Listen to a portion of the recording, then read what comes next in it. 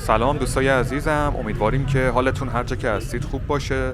ما در ادامه ویدئوهای قبل عیدمون اومدیم به یکی از مناطق جنوب غرب نزدیک به مرکز تهران. اینجا منطقه 10 تهران، خیابون سرسبیل، یکی از مراکز خرید که قبل عید خیلی شلوغ میشه و خیلی از مردم برای خرید کردن به اینجا میان. امشب که دارم این ویدیو رو براتون میگیرم شنبه 11 مارچه و ساعتم تقریبا 8 شبه.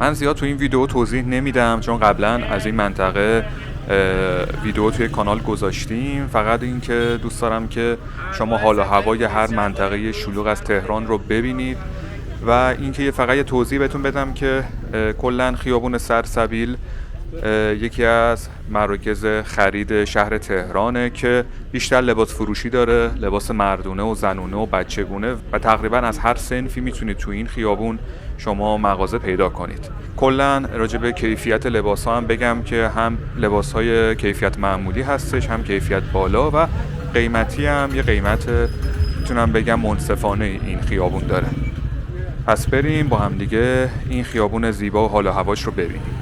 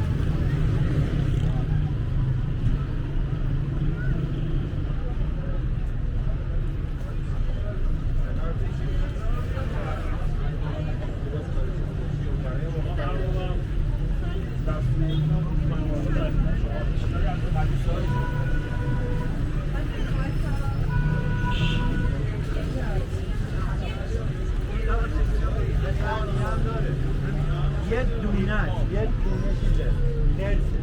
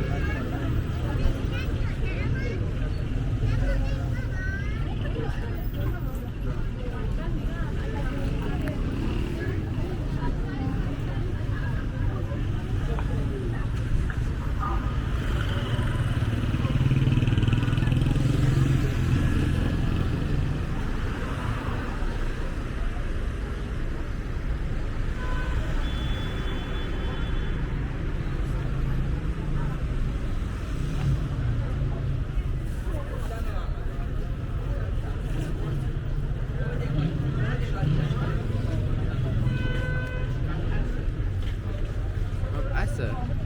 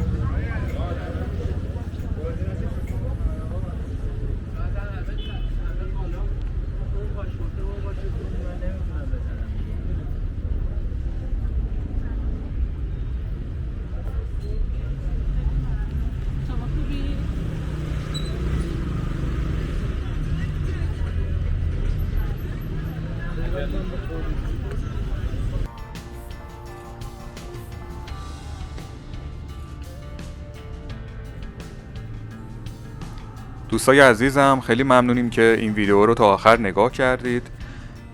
ما سعی میکنیم که جاهای مختلف تهران رو هم باز بریم و براتون ویدیو بگیریم. امیدواریم که لذت ببرین از این ویدیوها.